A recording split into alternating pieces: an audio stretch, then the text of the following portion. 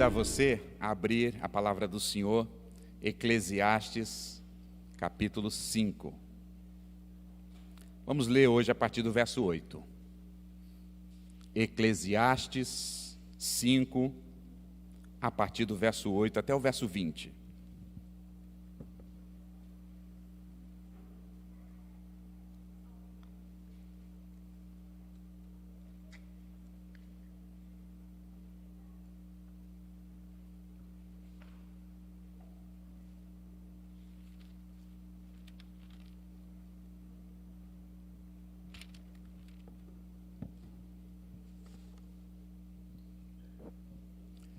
Eclesiastes 5, do 8 até o verso 20.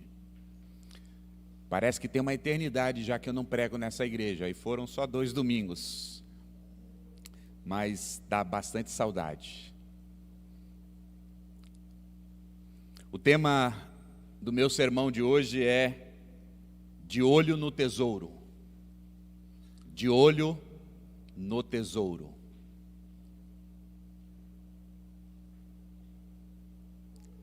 Nos anos 90,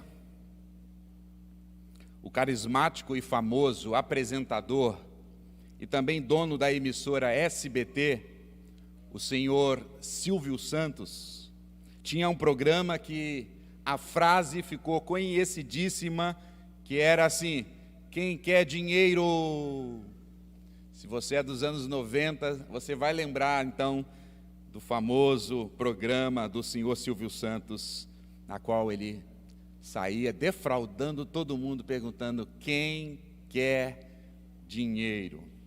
Foi um grande sucesso o programa de Silvio Santos para a TV brasileira. Passados 30 anos, se você hoje for no Google e digitar essa frase, quem quer dinheiro, quase tudo, 90% das informações que o Google vai lhe dar é sobre Silvio Santos ou sobre o seu programa. Fez história. Acredito que não seria exagero de minha parte, e nem tolice, afirmar que todos estão em busca de um pouco mais de dinheiro. Desde os mais pobres até aqueles que são muito abastados. Todos estão em busca de um pouco mais de dinheiro. Os adolescentes passam pela crise de qual curso ingressar na faculdade, qual profissão que poderia dar um pouco mais de dinheiro e conforto e estabilidade na vida. E isso não é um problema. Empresários, comerciantes estão trabalhando duro, oferecendo produtos e serviços, buscando aumentar o patrimônio e as rendas. Também não vejo nenhum problema. Outros estão tentando ganhar dinheiro, e aí eu vejo problema tentando a sorte na loteria, porque todo mundo quer um pouco mais de dinheiro.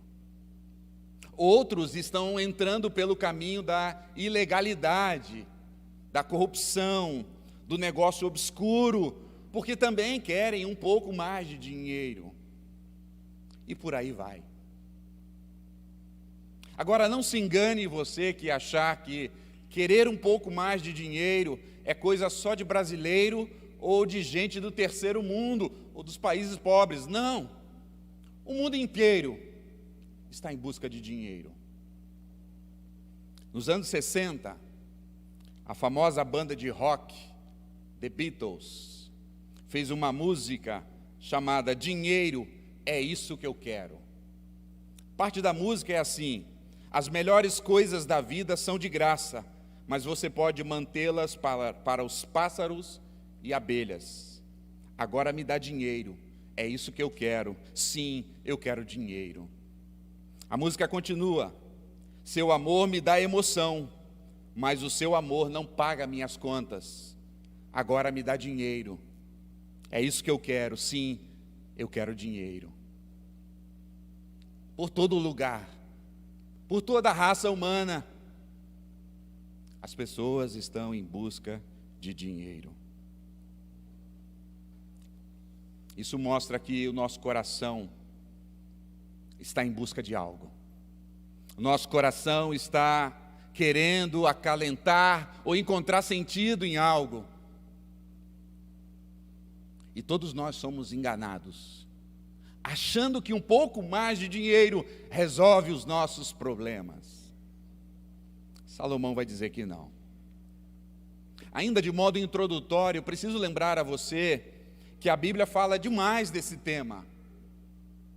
E é bom a gente consultar a Bíblia para a gente não cair nos extremos. Um extremo é a idolatria ao dinheiro. É amar o dinheiro, é servir ao dinheiro. Buscar o dinheiro como a coisa mais importante da vida. Isso é um extremo e a Bíblia orienta sobre isso. Mas o outro extremo é tentar demonizar o dinheiro. Achar que o dinheiro é coisa do demônio. Já ouviu aquela frase famosa? Dinheiro é coisa do diabo. Mas todo mundo gosta.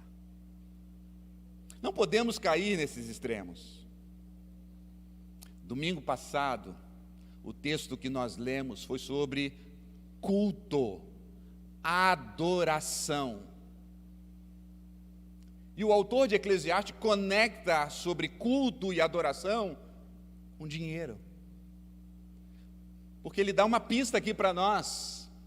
A nossa devoção, a nossa adoração está sendo a Deus ou às riquezas? Quem está sendo o nosso Senhor? A gente está servindo a quem? A Deus ou às riquezas? Estamos amando a quem? A Deus ou às riquezas? Por isso que o texto está conectado. E eu queria ler para você. Verso 8 do capítulo 5. Eu dividi o sermão em 3 partes nessa manhã. A primeira parte, o verso 8 e o verso 9, vai falar sobre o problema central do coração do homem. Do verso 10 ao verso 17, Salomão vai trazer alertas a nós do perigo do amor ao dinheiro. E a terceira parte desse sermão, do verso 18 ao verso 20, uma perspectiva cristã sobre o dinheiro. Assim será o meu mapa do meu sermão. Me acompanhe no texto, verso 8, diz assim: se notar em alguma província opressão de pobres e o roubo em lugar do direito e da justiça, não fique admirado com isso, porque o que está num posto elevado tem acima de si outro mais elevado que o explora, e sobre estes há ainda outros mais elevados que também o exploram. O proveito da terra é para todos, até o rei se serve do campo. Quem ama o dinheiro, jamais dele se farta, e quem ama a abundância, nunca se farta da sua renda ou do seu salário. Também isto é Hevel, vaidade. Onde os bens se multiplicam, também se multiplicam os que dele comem.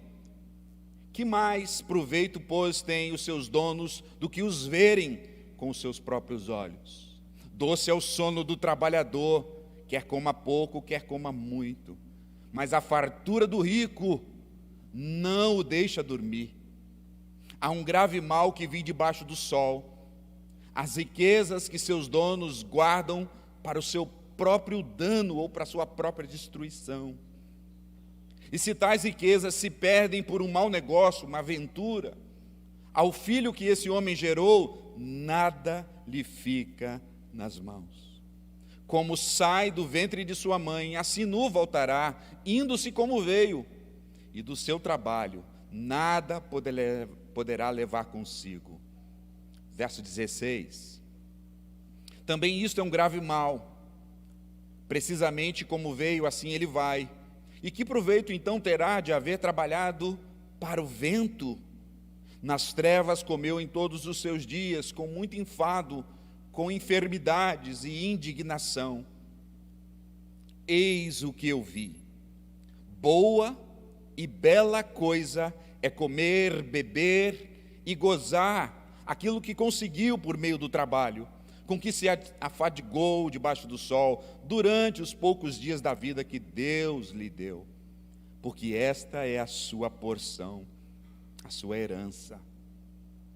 Quanto ao homem a quem Deus confere ou traz riquezas e bens, lhe deu também o poder para deles comer e receber a sua porção e gozar do seu trabalho. Isto é dom de Deus, porque não se lembrará muito dos seus dias da sua vida, porquanto Deus lhe encheu o coração de alegria. Amém. Que Deus abençoe sua santa, bendita, gloriosa palavra. Pois bem, vamos à primeira parte, verso 8 e verso 9, o problema central do coração dos homens. Salomão começa esta sessão aqui dizendo, afirmando a nós, se você ver em alguma cidade, em alguma província, o pobre sendo oprimido, injustiçado, roubado, privado dos seus direitos, sendo injustiçado, não fique surpreso. Ou em algumas versões, não fique admirado. Porque, infelizmente, desde que o homem é homem, desde que o pecado entrou no mundo, desde que vivemos debaixo do sol, o pobre tem sido oprimido, injustiçado, lesado. E Salomão vai dizer aqui que nós não devemos, então, ficar perplexo. Agora, note com muita atenção aqui, Salomão não quer dizer que isso está correto, que oprimir o pobre, injustiçar o pobre, aqueles que são desprezados. Salomão não está dizendo que está correto, Salomão está dizendo que é normal isso acontecer, mas não é correto. Também Salomão não está dizendo que nós devemos nos conformar, dizer, a vida é assim, sempre foi assim, o rico oprime o pobre, nada vai mudar. Isso não deve nos levar a uma zona de conforto e dizer, está tudo bem. Não, não está tudo bem. É equívoco, é errado. E Salomão está aqui denunciando essa prática pecaminosa de oprimir os necessitados, de injustiças. Mas a ideia de Salomão aqui é a ideia da opressão que vem de cima. Salomão no texto vai colocar a opressão como uma pirâmide, como uma cadeia, de cima para baixo. E Salomão vai dizer que de cima para baixo começa dos governantes, começa daqueles que dominam, para aqueles que reinam, para aqueles que têm o poder, para aqueles que tomam as decisões. Vem de cima para baixo a opressão, a injustiça e as privações dos direitos. Na Bíblia, na linguagem de hoje, esse verso diz assim: não fique admirado quando você notar em algum lugar o governo fazendo injustiça, perseguindo os pobres e negando-lhes os direitos básicos. Para Salomão, a injustiça começa no topo e vem até embaixo. O que tem mais poder oprime e explora o que está abaixo dele, que tem menos poder. E esse que está abaixo, que também não tem todo o poder, mas tem certo poder, oprime e despreza e rouba e engana o que está abaixo e vai decrescendo. E aí a gente lembra daquele ditado, a corda sempre arrebenta para o lado mais fraco. Sempre vai sobrar para aqueles que são ou estão em situação menor. Qual é o problema? Então Salomão está dizendo, o governo. Será que Salomão está vendo aqui o problema central, os políticos? Ou será que Salomão está vendo aqui que o problema central é o tipo de governo? Será que Salomão está fazendo aqui uma crítica à monarquia? E ele foi monarca? Será que Salomão está dizendo que o presidencialismo é melhor do que o parlamentarismo? Não, não é esse o ponto de Salomão. Salomão está dizendo que isso acontece porque há um mal dentro do coração dos homens. Desde aqueles que estão lá no topo, e como vem decrescendo, há algo no coração deles, o coração corrompido, e Salomão vai dizer nesse texto que o mal central no coração do homem se chama ganância. O poderoso oprime o que está abaixo porque é ganancioso. O governo e os políticos querem sempre se dar bem porque eles são gananciosos. Eles querem o poder, eles querem dominar, eles querem fazer leis que contribuam não para a população, não para as pessoas, mas que possam privilegiar seus filhos, seus familiares, seus amigos, a si próprio, porque estão tomados de ganância. Ganância é o mal central do coração dos homens. E não nos enganemos achando que são só os políticos. Todos nós, de certa medida, todos nós estamos com o nosso coração inclinado para a ganância, uns em maiores escalas e outros talvez numa luta em menor escala, mas todos os nossos corações são amantes do dinheiro. Salomão vai dizer que esse é o problema central, a ganância. Você se lembra, 2014, a Operação Leite Compensado?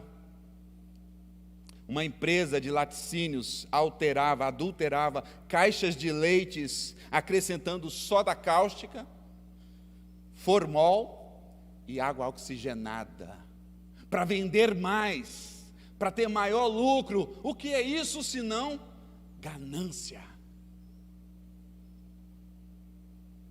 Vocês se lembram da Operação Prato Feito, aonde desviaram mais de R$ 1 bilhão das merendas, da comida, da mesa, das crianças, das escolas? O que levam os homens a fazerem isso? Salomão nos dá a resposta: a ganância, a idolatria ao dinheiro, o amor ao dinheiro.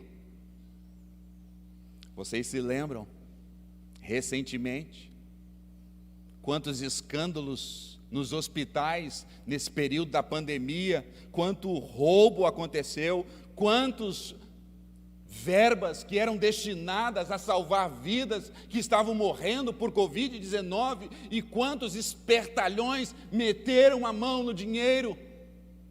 Escândalos por toda a parte, no Paraná, em Goiás, na Amazonas, no Rio de Janeiro. Por que fazem isso? Salomão nos dá a resposta: a ganância do coração do homem, desde lá de cima até lá embaixo.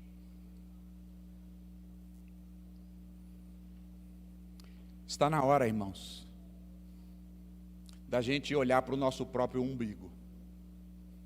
A Bíblia diz que a gente deve tirar a trave que está nos nossos olhos antes de olhar o cisco que está no olho dos outros. É muito fácil a gente criticar os políticos, e devemos fazer, e eles os merecem. É muito fácil a gente criticar o rico que oprime o pobre e os seus empregados, mas muitas vezes nós estamos oprimindo dentro de nossa própria casa.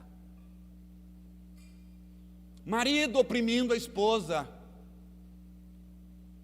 esposa oprimindo o marido, ganância dentro dos lares, todo mundo querendo se dar bem, e nós estamos olhando lá para o topo e estamos levantando para o dedo, mas não somos capazes de olhar para o nosso próprio umbigo. É muito fácil a gente criticar o outro, é muito fácil a gente criticar as empresas, é muito fácil a gente criticar o governo, mas é muito fácil a gente esquecer também que de certo ponto nós podemos oprimir e lesar e roubar pessoas desfavorecidas que estão ao nosso redor. com esse jeitinho brasileiro de ser, de enganar. Nós precisamos, irmãos, parar de idolatrar o dinheiro. Mas também nós precisamos parar de idolatrar os políticos. Político, nós devemos sempre ter os dois pés atrás. Não tem político santo, não. Político é homem. É como eu e você. Quanto mais poder queremos. Quanto mais dinheiro queremos. Quanto mais status queremos. E quanto mais pudermos proteger daqueles que são nossos, nós o faremos iguais a eles. Que o nosso coração também é tomado pela ganância. Salomão diz: esse é o problema. Então eu queria desafiar você a continuar, se você está fazendo uma luta contra a ganância. Não deixar o dinheiro vir te dominar. Avaliar a sua vida, se você talvez não tem oprimido, se você não tem lesado, se você não tem privado o direito de alguém que é próximo a você. Então, ao invés de olharmos lá para o topo da pirâmide, vamos olhar para perto de nós, e dentro da nossa casa, no meio daqueles que estão, e vamos ver que talvez o nosso coração ganancioso está fazendo a gente ter atitudes pecaminosas. Arrependamos e mudemos. E continuemos a luta contra a ganância, contra a opressão, contra a injustiça, contra a idolatria política. Eu vou para o meu segundo ponto. Agora, Salomão vai trazer 4 alertas sobre o amor ao dinheiro. Ele identifica o problema central, a ganância, que está por toda parte, é uma pirâmide, de cima a baixo. Agora Salomão vai dizer que o amor ao dinheiro, ele traz alertas. É bom ressaltar, e você já sabe, não costuma repetir, é bom sempre relembrar, que o dinheiro em si não é um problema.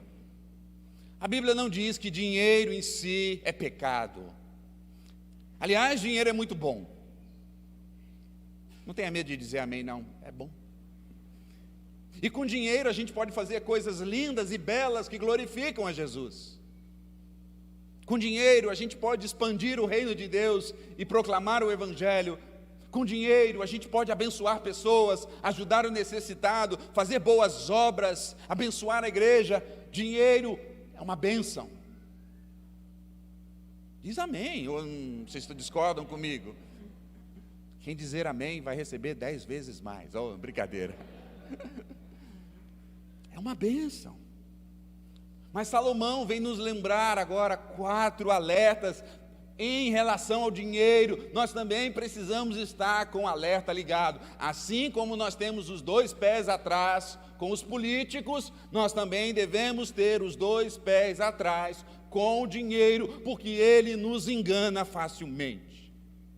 Não há quem possa subir no topo e dizer: eu não tenho problema com o dinheiro. Arrogância. Não quem pode dizer eu e dinheiro não é nada para mim, dinheiro, não. Todo ser humano luta com isso. Então 4 alertas, ecoando as palavras de Paulo, que diz que o amor ao dinheiro, lá em 1 Timóteo 6,10, é a raiz, o começo de todos os males. Não é o dinheiro, é o amor ao dinheiro. E é isso que Salomão vai dizer para nós. Você viu lá no verso 10? Olha comigo lá. Do capítulo 5. O amor, quem ama o dinheiro, jamais dele se farta. Então o primeiro alerta de Salomão aqui é o verso 10 exatamente. O dinheiro não traz satisfação. Salomão quer que a gente se lembre disso.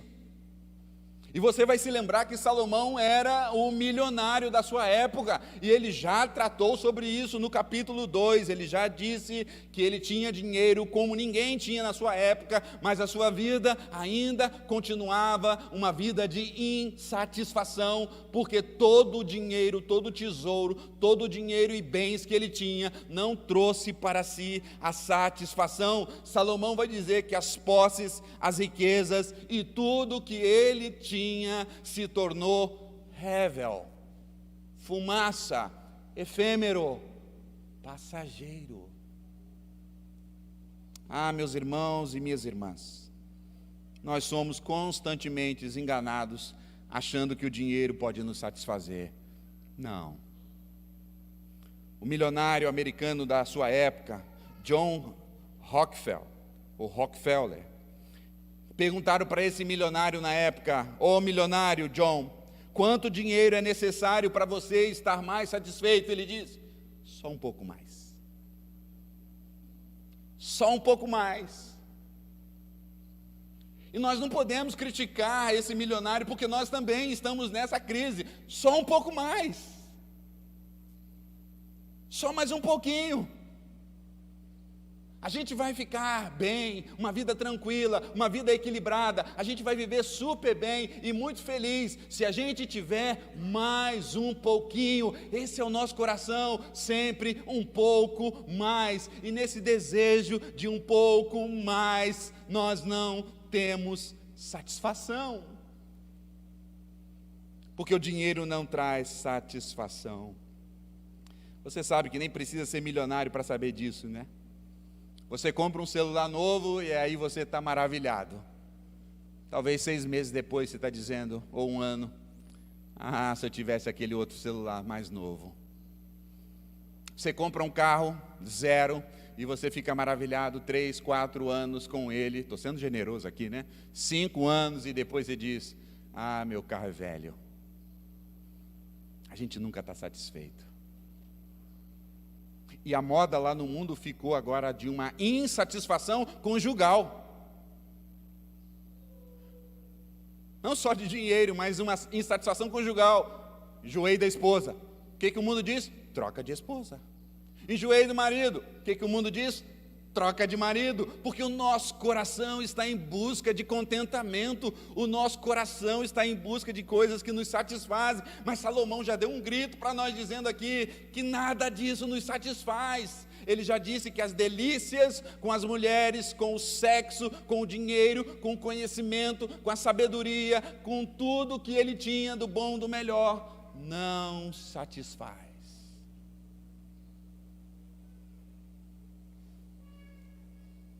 Segundo lugar, Salomão diz que, além de não satisfazer, o dinheiro não traz tranquilidade. Verso 11: onde os bens se multiplicam, também se multiplicam os que deles comem. E qual é o proveito do dono ou do cara que tem dinheiro, a não ser ver o dinheiro indo com seus olhos? Salomão usou aqui um ditado da época que é um pouco difícil para nós entendermos. Se você ler desapercebidamente, você pode dizer, é uma bênção, porque quanto mais dinheiro, mais pessoas então estão para comer o dinheiro. Não é essa a ideia que Salomão está fazendo aqui. Salomão está usando, como eu disse, um trocadilho da sua época. Eu vou tentar explicar. Eu fiz uma frase que tenta, talvez, trazer a ideia que Salomão tinha dessa ideia. Quanto mais dinheiro você tem, mais dinheiro você gasta. E menos você tem pelo tanto que você gasta. Piorou? Ou melhorou? Salomão está dizendo assim, vou tentar exemplificar mesmo, facilitar. Lembra da época que você ganhava 3x? Você fala, ô pastor, isola isso, não lembra essas coisas. Eu nem sei como eu sobrevivia com 3x. Quando você ganhava 3x, seu orçamento talvez era 2x. Alguns mais aí, 3x. Aí você foi promovido, você foi abençoado, e agora a tua renda, o teu salário são 5x. Oh yes! Só que o seu orçamento não fica com 2x. O seu orçamento, agora você ganha 5x, o seu orçamento agora foi para, no mínimo, 5x. Ou aqueles que vão para 7x, mas continuam ganhando 5x. Ou seja, quanto mais a gente ganha, mais a gente gasta. E Salomão está dizendo que isso vai trazer perturbação na nossa vida. Há tantos casais que dizem, lembra daquela época, né? Que a gente ganhava 2x, comia pão com salame, mas a gente era feliz. Hoje a gente está ganhando 10x e a gente não se vê, a gente não come mais pão com salame. Salomão está nos lembrando aqui que o dinheiro não traz tranquilidade, porque quanto mais dinheiro, mais exigido você é, mais dedicação ao trabalho você precisa, mais sonos perdidos, mais tempo dedicado à empresa, ao trabalho, menos lazer, mais imposto. Mais trabalho, maior a empresa, mais administração, mais trabalho, mais preocupação, mais gente dependendo de você. E aí no verso 11 diz que você perde o sono. Veja o verso 11. 12, melhor dizendo. Doce é o sono do trabalhador que ganha 2x. Ele bate na cama e dorme. Quer coma pouco, quer coma muito. Mas a riqueza do rico não o deixa dormir. Porque amanhã ele precisa trabalhar. Porque amanhã ele precisa fechar um negócio, e ele vive com insônia, ou ele vive dopado de remédio, e Salomão está dizendo, se você acha que o dinheiro pode trazer tranquilidade para a sua vida, não vai trazer não, meu amigo. Dinheiro é bom, mas ganhar dá trabalho.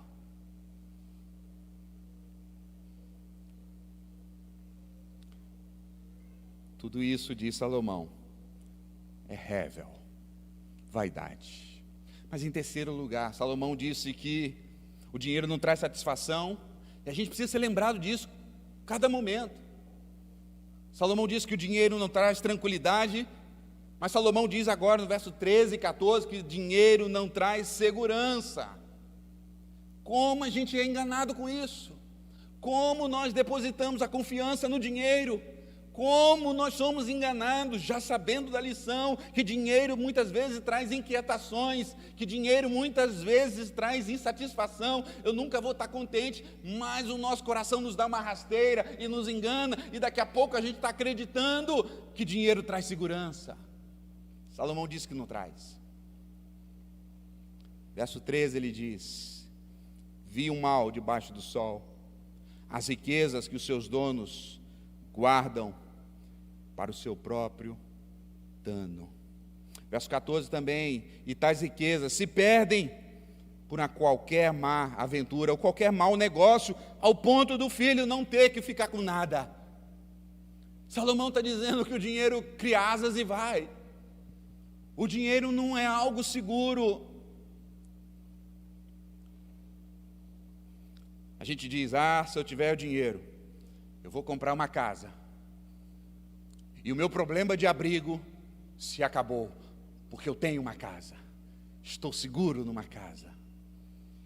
Aí vem um vendaval, um terremoto, ou qualquer outra coisa, ou um engenheiro que não foi responsável, ou um pedreiro que fez uma lambança, e a casa cai. Isola, né? Mas não temos segurança.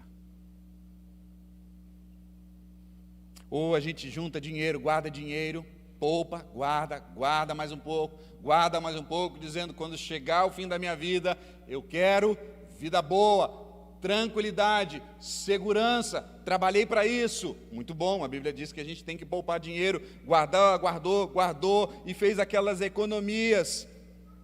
Aí de repente vem uma enfermidade. E o dinheiro da nossa economia, no nosso final da nossa vida, da nossa aposentadoria, se vai. E a gente volta para o zero. Porque não dá para ter segurança com dinheiro.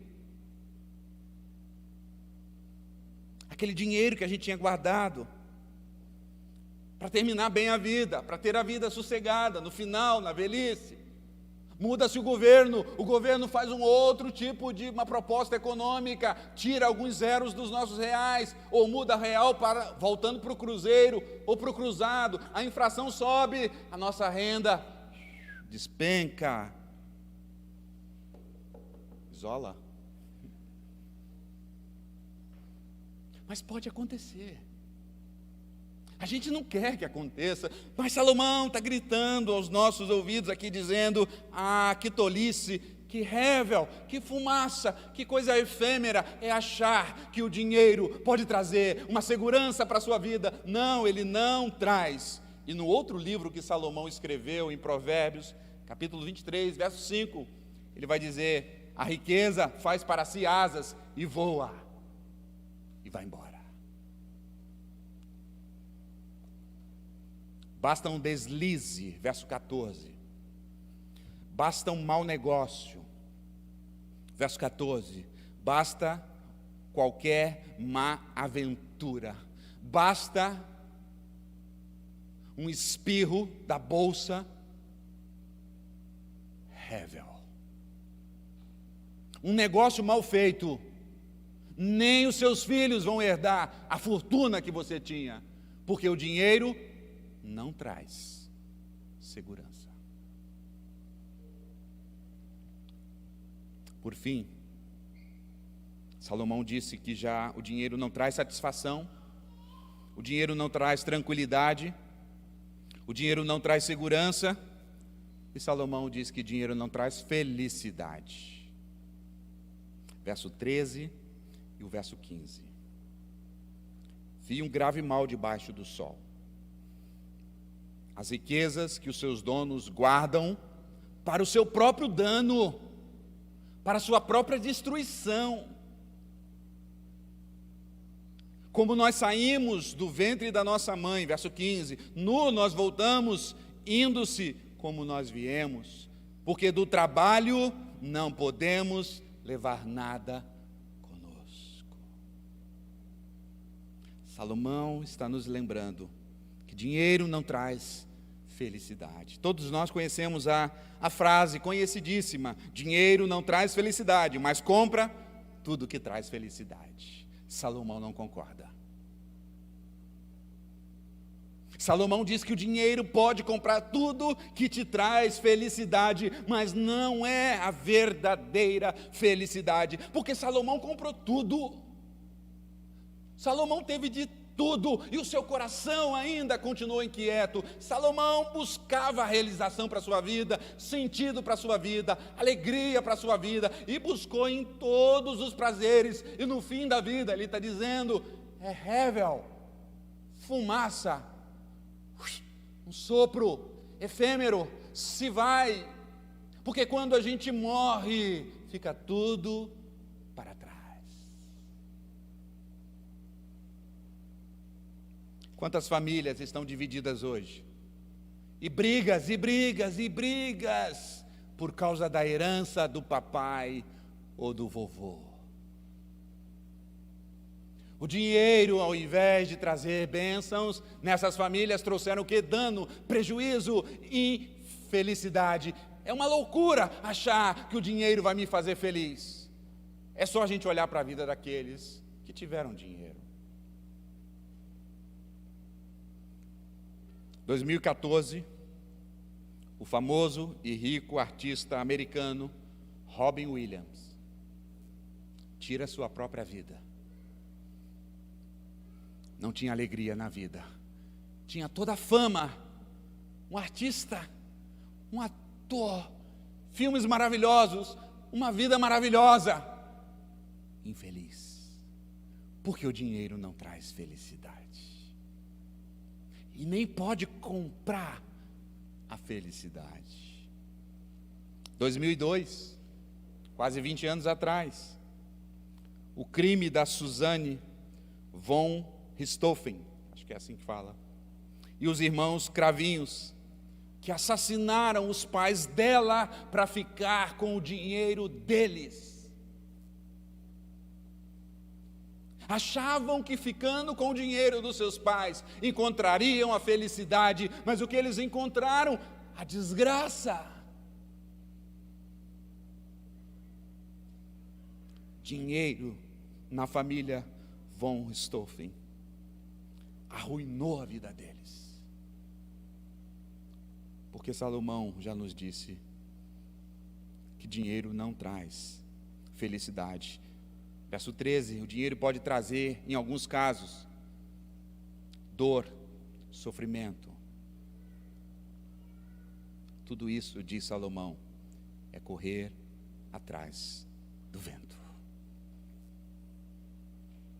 Como eu e você precisamos ser lembrados disso. Quantas vezes o meu coração me engana, achando que o dinheiro pode me trazer felicidade, alegria, satisfação, tranquilidade, mas é um engodo. Que bom que Salomão vem nos lembrar nessa manhã que o dinheiro não traz alegria. Salomão diz que o dinheiro é temporário, verso 15, o homem nasce nu e volta para a sepultura nu. Ninguém é enterrado, ninguém vai para a sepultura com as suas joias, com os seus cartões de crédito, com o seu dinheiro, com a sua poupança, com os seus carros, com as suas casas. Os egípcios achavam que podiam levar as riquezas desse mundo, então eles eram enterrados com as moedas para pagar o pedágio, ou para ter uma vida melhor. Pura vaidade. Verso 17, nas trevas comeu todos os seus dias, com muito enfado, com muitas enfermidades e muita indignação. Quanta gente está formando inimigos porque só quer ganhar dinheiro. Quanta gente está adoecendo a sua família, porque só quer ganhar dinheiro, buscando realização por meio do dinheiro. Salomão grita para nós nessa manhã: Hevel, é fumaça, é passageiro. Nós nascemos nus e vamos voltar para o túmulo, para a terra, nu, sem nada, tudo ficará por aqui. Por fim, terceira parte desse sermão.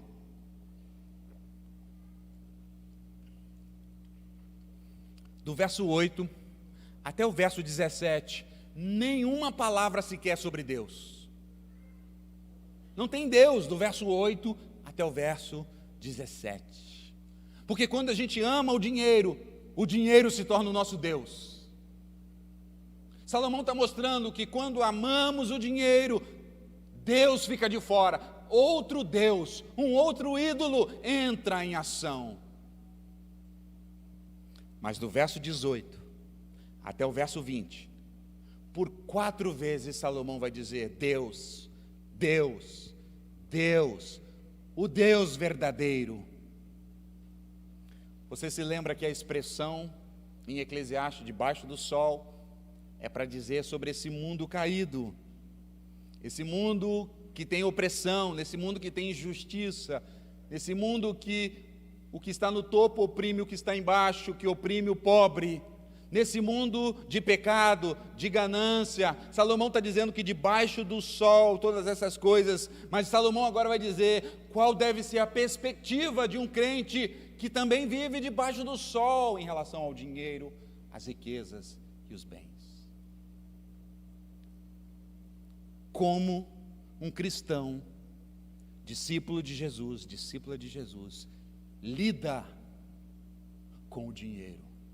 Salomão nos dá 2 dicas aqui, dentre muitas, 2 aqui, para a gente caminhar para o fim.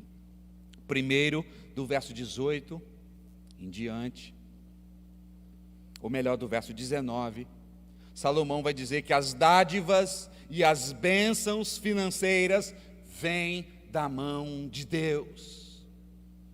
As bênçãos vêm da mão de Deus, a riqueza vem da mão de Deus. Verso 19, veja o que ele diz: quanto ao homem a quem Deus lhe deu riqueza,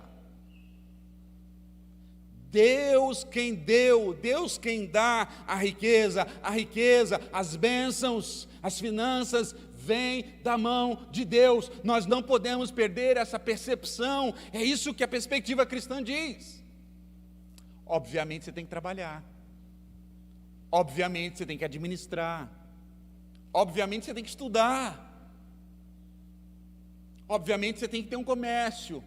Obviamente você tem que ser alguém desprendido. Se você fica dormindo, se você é mole, se você não quer nada com a vida, se você vive na tranquilidade,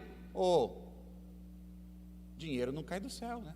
Já dizia a música do Arnaldo Antunes, do Titãs: dinheiro não cai do céu.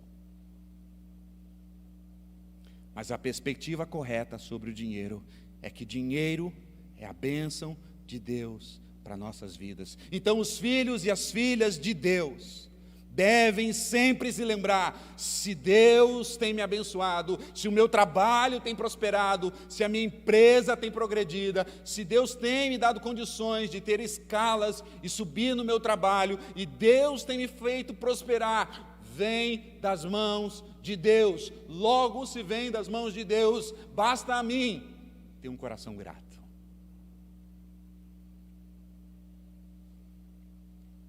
Nós precisamos nos lembrar diariamente que Deus é quem está provendo o nosso sustento. Porque, volta ao verso anterior, o verso 18, um finalzinho: durante os poucos dias da vida que Deus lhe deu. Os poucos dias da vida que Deus lhe deu. Você pode ter sabedoria, você pode ter um bom diploma, você pode ter uma boa empresa, você pode ter muita capacidade, mas se Deus lhe tirar a vida, acabou tudo. Os mortos não trabalham, os mortos não investem, os mortos nem ganham, nem perdem, os mortos não. E se nós estamos vivos, e se Deus tem nos abençoado, nós temos que nos lembrar: essa é a perspectiva cristã. Deus tem me abençoado, é puramente a graça de Deus. É óbvio que Deus tem abençoado uns mais do que os outros, mas desde aquele menor até o maior, é a dádiva, é a bênção de Deus. Parece-nos que a pandemia nos ensinou um pouco sobre isso, né? Quanta gente brilhante, quanta gente capaz, quantos empreendedores, quantos homens, CEO, mulheres, voando, ganhando dinheiro, prosperando, vem um vírus e os matam. Estar vivo é uma grande bênção de Deus.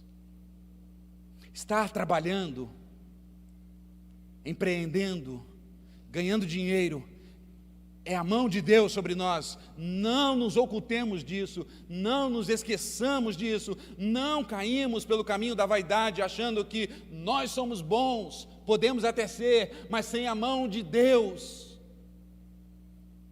rével, efêmero e passageiro. Nós precisamos mudar a nossa perspectiva. Nós precisamos sair dessa dualidade. A dualidade que entende que a espiritualidade é algo sagrado, mas o dinheiro é algo secular. Essa não é a perspectiva cristã. A gente tem que deixar essa dualidade de lado, achando que dinheiro é mundano, riqueza é mundana, vir na igreja é sagrado. Não, a perspectiva cristã mostra que tudo é de Deus, e tudo que Deus nos dá volta para a glória dele. Dinheiro é para a glória dele, riquezas é para a glória dele, o meu trabalho é para a glória dele, a minha vida é para a glória dele, é tudo para ele. Vir à igreja é espiritual, trabalhar é espiritual, empreender é espiritual, negociar é espiritual, tudo é espiritual, porque tudo vem de Deus. Essa é a perspectiva cristã. É sobre ela que nós temos que viver debaixo do sol. neste mundo caído, de pessoas que estão idolatrando o dinheiro. Nós não. Nós entendemos que vem de Deus e é para a glória de Deus. Mas em segundo lugar, a perspectiva que Salomão nos dá aqui, essa perspectiva cristã, é que o dinheiro e os bens materiais são para nós desfrutarmos as coisas boas e belas da vida. Salomão vai dizer isso no verso 18 e no verso 19. Eis que vi, verso 18, olha lá. Veja o que eu vi, diz Salomão. Eu vi boa e bela coisa, é o quê? Comer, beber e gozar ou desfrutar daquilo que o trabalho oferece. Com aquilo que a gente se afadiga, com aquilo que a gente trabalha, com aquilo que a gente soa, devemos desfrutar. Salomão está dizendo aqui, ele está usando sinônimo, comer, beber, é sinônimo de desfrutar da vida. Por isso que tem alguns que estão mais fortinhos, né? Estão desfrutando mais da vida. Não é essa a ideia? Salomão está dizendo aqui, ele já disse isso para nós, e eu que preguei esse sermão, aproveita a vida, meu filho. Aproveita as bênçãos que Deus tem dado a você. Aproveite a sua família, aproveite seus netinhos e netinhas, aproveita com a sua esposa, com seus filhos, aproveita do seu trabalho, aproveita da mulher que te deu, aproveita do marido que Deus te deu, aproveita da igreja que Deus te deu, aproveita da beleza que Deus te deu, vá para as cataratas, vá para o Parque das Aves, vai passear, vai ver as coisas belas da vida. Para algumas precisa de dinheiro, para outras não tanto. Salomão está dizendo, a perspectiva cristã olha para o dinheiro, olha para os bens como um meio que Deus tem dado para a gente desfrutar da vida. É lamentável e triste que Deus tem abençoado alguns com finanças e eles não sabem aproveitar a vida. Deus dá para eles, mas eles não sabem aproveitar. Tem crentes em Jesus que Deus tem dado recursos para eles, dinheiro para eles, e eles continuam vendo uma vida mesquinha. Mão de vaca. Não pode gastar. Satanás tem oprimido o povo de Deus, achando que desfrutar dos deleites e das bênçãos que Deus dá é pecado. Não, não é. Viver uma vida mesquinha é pecado. Não desfrutar dos recursos que Deus te deu é pecado. Viver uma vida que não honra e glorifica a Deus, isto é pecado. Mas desfrutar, obviamente que eu estou lhes dizendo das coisas legítimas, desfrutar da vida, usar aquilo que o seu trabalho está te oferecendo para desfrutar da vida, é uma bênção de Deus. Veja o que o texto diz no verso 19, no finalzinho do 19, isso é dom, presente de Deus. A gente tem medo de falar que Deus está nos abençoando, né? Parece vaidade. Aí talvez alguém vai na nossa casa e a gente já começa a pedir desculpa, né? Não, isso aqui foi uma herança que eu recebi, né? Não, irmão, fruto do seu trabalho, desfruta. Deus que te deu. Obviamente que seu coração não pode estar nessas coisas, mas quando o seu coração está em Deus, sua alegria está em Deus, o dinheiro se torna seu servo e não você o servo do dinheiro. O dinheiro se torna uma bênção na sua vida, não uma maldição na sua vida. O dinheiro traz alguns momentos que você vai se lembrar quanto Deus é bondoso e gracioso, porque tem comida na nossa mesa, e tem bebida na nossa mesa, e tem até sobremesa na nossa mesa. E temos até uma mesa. Oh, louvado seja Deus. Obviamente que tem dias de maiores farturas e dias de menores farturas, mas em tudo agradecemos a Deus. Viva a vida, é presente de Deus. O dinheiro não é para ser guardado e não aproveitado. O dinheiro é para ser aproveitado como uma bênção de Deus. Obviamente você precisa poupar, também é bíblico, mas você deve desfrutar dele. Portanto, irmão, aquela viagem com a sua esposa, quem sabe? Cutuca ele aí, a esposa diz: fala a Deus com teu servo. Aquela viagem, você e ela, para relembrar a lua de mel. Só quem tem mais de 10 anos de casado, viu? Vocês que começaram agora, ainda a lembrança está. Deixa os filhos em casa. Os filhos agora dizem: pô, pastor, aí não, né? Deixa os filhos com os avós. Para que servem os avós? De boa aí, viu, gente? Leva ela ou leva ele para jantar naquele restaurante caro. Paguem 3 vezes no cartão. É bênção. Não, no máximo cachorro quente. Pizza comprada no mercado.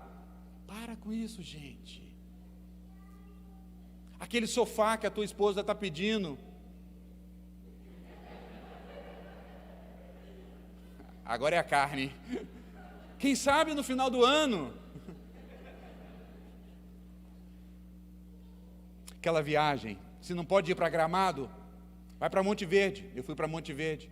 O pai do Timóteo mora lá, tem a casa pastoral da igreja, fica na casa pastoral. É tão lindo quanto Gramado, e mais barato. Dá aquela camisa de futebol para o seu marido, aquela que ele gosta tanto. Vai lá, irmã, passa no cartão. E se você é do lar, você trabalha, obviamente, diz para o seu marido: me dá meu salário. E se ele começar a murmurar, não dou, me dá meu salário, marido, não dou, me dá meu salário, condenado, que é para você, que eu vou comprar uma camisa de futebol. Aproveite a vida. Não esquece dos seus filhos também. Se sobrar alguma coisa, gaste com seus filhos também. Eu quero encerrar com uma obra de arte. A Anne vai postar aqui para a gente um quadro, talvez não vai ficar tão nítido aqui, mas um quadro pintado em 1514, antes da Reforma. Um artista belga chamado Quentin, acho que é assim, Massis. Esse quadro é chamado de O Cambista e a Sua Esposa. Até hoje está exposto no Museu da França. Não tive lá ainda não, mas quem sabe. Essa imagem, aqui é um homem, um cambista, e a sua mesa está tomada de moedas e dinheiro. E ele está focado no dinheiro. Ele está fissurado no dinheiro. À minha esquerda, a sua esposa. Ela tem um livro em suas mãos. É um livro religioso. Essa é a explicação do próprio pintor. E esse livro, essa mulher estava focada no livro, estava aprendendo das coisas de Deus, mas ela também foi levada para fixar os seus olhos nas moedas. Porque o dinheiro nos atrai, lembra disso? A todos nós. E ela tirou os seus olhos do livro sagrado e também voltou os seus olhos para as moedas do seu marido. Isso acontece nas nossas vidas todos os dias. O texto que o Leonardo leu aqui, nós omitimos de propósito o verso 22. O verso 22 daquela passagem diz que são os olhos a lâmpada para o corpo. Se os olhos forem bons, todo o corpo é bom, mas se os olhos forem maus, todo o corpo é mau. A questão é, onde estão os seus olhos? Os olhos desse homem estavam nas riquezas. Os olhos dessa mulher foi levado às riquezas, mas não os olhos do artista. O artista deixou aqui uma pista para nós. Eu não sei se você vai conseguir ver, mas aqui tem um espelho, bem pequenininho aqui, que está refletindo a janela da casa. E na janela da casa tem a cruz. Conseguem ver? Ali tem, naquela janela, uma cruz. O que o pintor está dizendo? Onde está os seus olhos? Aonde estiver os seus olhos, ali está o seu coração. E aonde estiver o seu coração, ali está o seu tesouro.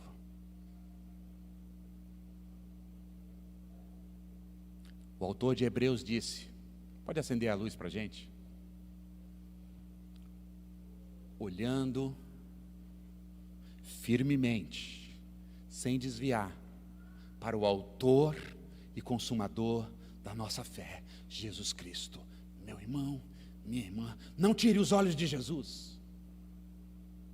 Não deixe seus olhos serem desviados, levados para as riquezas, porque isso vai te levar para o buraco. Continue olhando para Jesus. Continue olhando para a cruz. Continue olhando para o autor e consumador da sua fé. Tire os olhos da riqueza. Tire os olhos das coisas desse mundo. A riqueza vem para acrescentar na sua vida, mas os seus olhos devem estar em Jesus. Aí você vai desfrutar dos bens. Aí você vai desfrutar das bênçãos que o dinheiro traz. Aí você vai desfrutar da verdadeira satisfação. Se você continuar olhando para a cruz, para Jesus, você vai ter alegria, você vai ter felicidade na sua vida. Se você continuar olhando para a cruz, você vai ter satisfação, segurança. O seu coração vai estar inquieto num mundo perturbado, num mundo caótico. Seu coração está em paz, porque a paz de Deus, que excede todo entendimento humano, te guarda e habita em você. Volte os teus olhos para a cruz. Volte os teus olhos para a redenção, para a obra de Cristo. Tire os olhos das riquezas, dos prazeres deste mundo. Que Deus nos ajude. Que Deus nos abençoe. Que Deus, por meio do Espírito, nos lembre constantemente, olhando só para Jesus. Você lembra do tema do meu sermão? Não? Os olhos no tesouro. Agora a questão é, qual é o seu tesouro?